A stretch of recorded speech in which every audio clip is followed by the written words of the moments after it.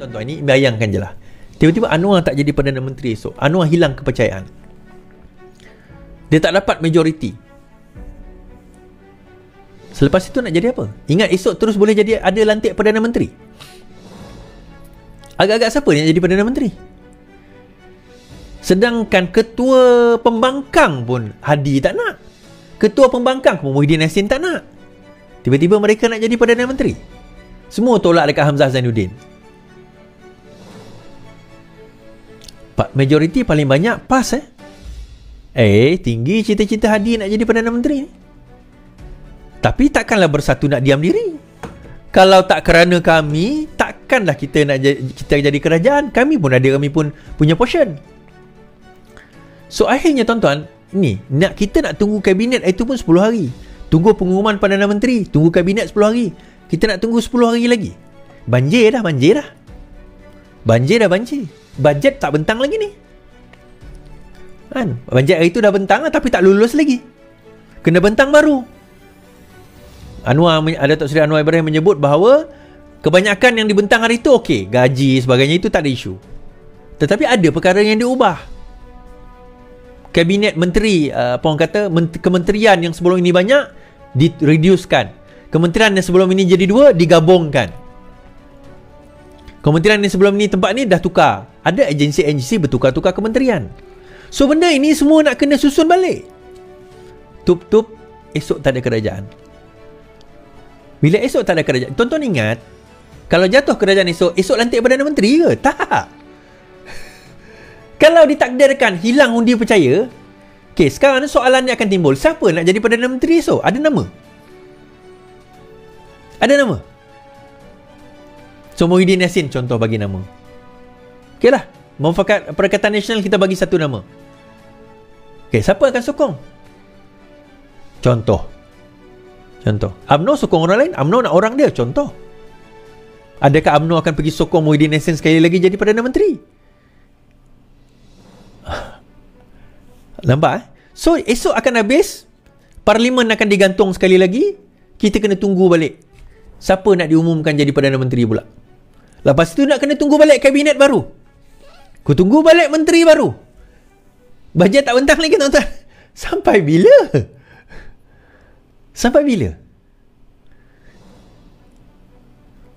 Cuba kita fikir secara logiknya macam tu. Esok kalau kita fikir, bukan saya nak suruh tuan-tuan tak mengundi pun esok.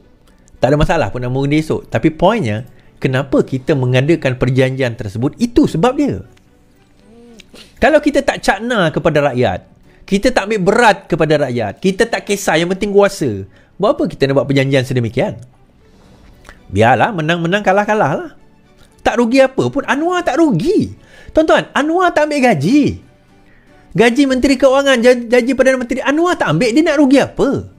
Anwar tu nak ceritalah, dia dah berapa kali jadi ahli parlimen, pencen dah ada, umur dah 75. Apa lagi nak kejar kat dunia ni? Anak-anak dah besar. Isteri pun ada pencen. Pencen ahli parlimen, pencen Pertimbangan Perdana Menteri, pencen Dewan Undangan Negeri. Dia sendiri pun ada pencen. Anak dia Nurul Izzah pun ada pencen. Masing-masing dah ada. Dan masing-masing dah cukup dah. Tak ada apa nak dikejar kat dunia ni lagi dah. Mengenali Datuk Seri Anwar dan juga Kak Wan, dia orang tak ada apa nak kejar kat dunia ni. Kalau tanya siapa-siapa yang kenal Anwar Ibrahim jenis tak makan banyak tuan-tuan. Dia bukan jenis yang makan mewah, tak ada. Dia makan simple je. Hidang lah. Kita pernah di kawan saya ni jadi security guard di security dari bodyguard dia dekat Sarawak. Kawan saya jadi security guard dia dekat Sarawak. Kawan saya orang Sarawak lah. Kawan saya ni memang bouncer dekat Sarawak ni. Jentera saya juga. So dia cerita, aku jadi security guard Anwar. Lepas tu kita orang ramai lah, 4-5 orang kita, geng-geng kami juga. So dihidangkanlah ikan empurau. Ikan empurau ni tuan-tuan, nak cerita, harga dia ribu ringgit. Saya sendiri tak pernah makan ikan empurau ni. Harga dia ribuan ringgit harga dia. Dia duduk, dia ambil sikit, dia makan, dia ucap terima kasih, dia ambil ikan tu, dia suruh bagi kat security guard. Dah security guard, bodyguard. Dia kata, kami tak pernah makan ikan ni, kami balon lah. Dia ambil sikit nasi lemak, dia ambil ikan tempurau ni, dia ambil sikit lauk-lauk sini sikit, dia makan, kemudian dia gerak. Itu Anwar Ibrahim. Sebab itu badan dia maintain macam tu. Di samping dia exercise sebanyak, dia maintain. Dia memang jaga, makan dia tak banyak. Kak Wan Azizah, saya pun selalu program dengan dia sebagainya masa dia TPM, masa dia ahli parlimen, dulu dan sebagainya. Kita tengok dia makan, saya pun suka parti kan. Dia ambil sikit, dia makan, dia gerak. Itu dia. Ini figura dua ni.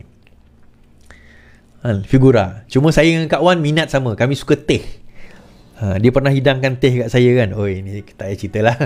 Dia hidangkan teh. Timbalan Perdana Menteri hidang teh kat aku. Gila apa ni. Tapi dia seorang yang sangat baik. Seorang yang sangat keibuan Kak Wan ni. Ini saya nak cerita juga. Tak kisahlah. Sebab kegaguman saya pada akhlak dia. Saya pernah jumpa orang PAS, tuan-tuan. Bukan semua orang PAS lah. Ni, pemimpin PAS. Pemimpin PAS. Dia tengok kita atas bawah, tuan-tuan. Macam tengok babi lalu. Masa tu kita dalam gabungan yang sama. Bukannya lawan pun. Gabungan yang sama. Pegang jawatan sikit, dah lupa dunia. Dah lupa daratan kan. Okey, so menyentuh tentang isu tadi. Kenapa kita buat perjanjian? Kenapa kita tanda tangan? Itu sebenarnya. Kita tak nak letakkan negara ni dalam turmoil sekali lagi. Sudah diamanahkan Datuk Seri Anwar Ibrahim menjadi Perdana Menteri. Kita nak supaya perjanjian itu kekal 5 tahun akan datang. Negara ini kekal 5 tahun akan datang. Lepas 5 tahun nak lawan-lawan tak apalah. Tapi biarlah kekal 5 tahun akan datang. Janganlah tak sampai pun 1 bulan ni jatuh kerajaan nak kena lantik balik. Nak kena buat kabinet baru balik. Nak kena buat lantik menterian balik. Sekarang 28 mungkin jadi 30, 35, 40 kementerian. Kita tak tahu. Dan nak tambah lagi. Yang susahnya rakyat, tuan-tuan. Yang susahnya rakyat. Nah, Perikatan Nasional hari ini telah membuat laporan polis is. Habislah Anwar Ibrahim. Tak habis. Pertama, dia nak buat laporan polis. Ni saya nak cerita lah. Siapa-siapa nak buat laporan polis, buatlah. Laporan polis ni public. Tuan-tuan nak pergi buat laporan, silakan buat. Atas apa-apa sekalipun.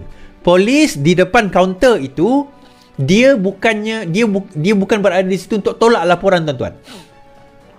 Ada laporan yang ayam kena curi lah, suspek orang sebelah mengendap lah, kemudian alien turun daripada langit lah. Saya pernah tengok laporan macam tu, tuan-tuan. Kerja polis dekat kaunter itu adalah ambil laporan, bukan mempersoalkan laporan tersebut. Bukannya kata ini tak boleh ni cik, laporan macam ni tak boleh. Tak ada. Tugas polis ambil laporan, kemudian rekodkan.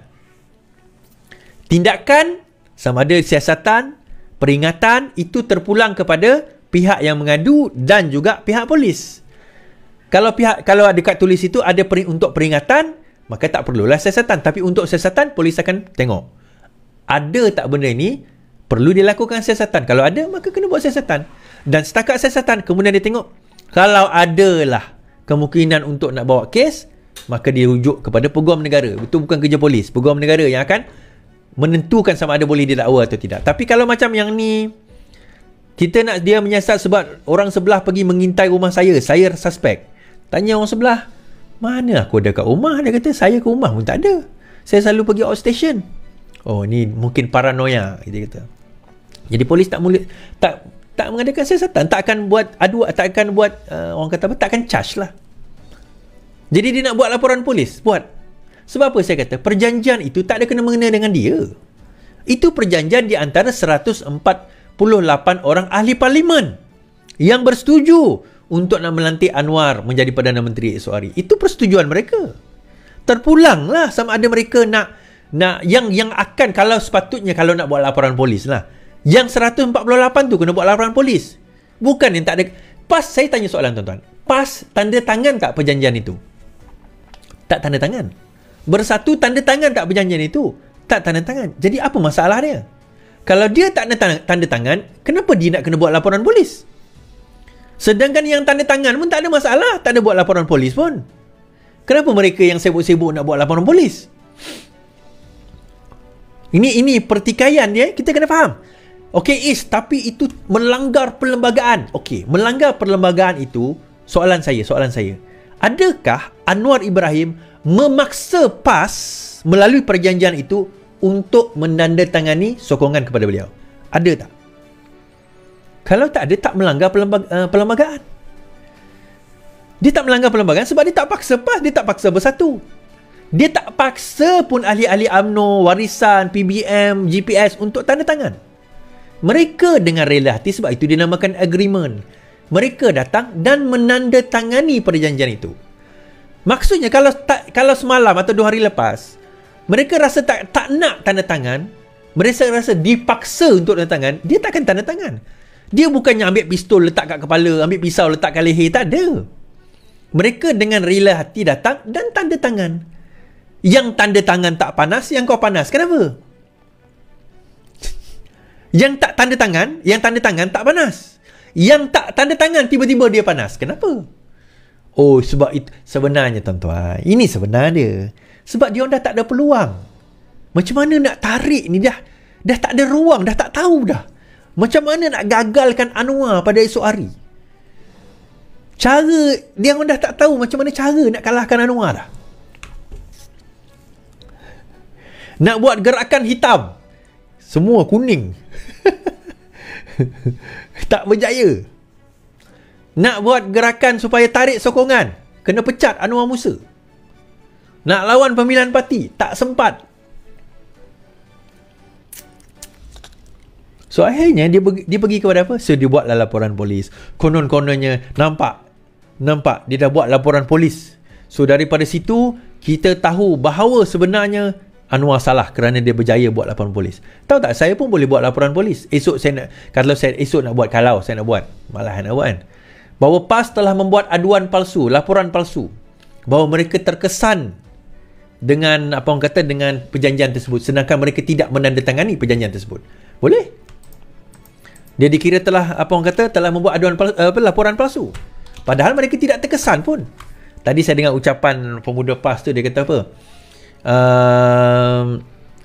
Bahawa dia macam seolah-olah macam yang lain tu dipaksa. Kalau yang lain-lain ahli parlimen tu dipaksa, minta mereka buat laporan polis lah. Mintalah mereka buat kenyataan. Kenapa yang buat kenyataan tu datang daripada PAS? Takkan pelik? Betul?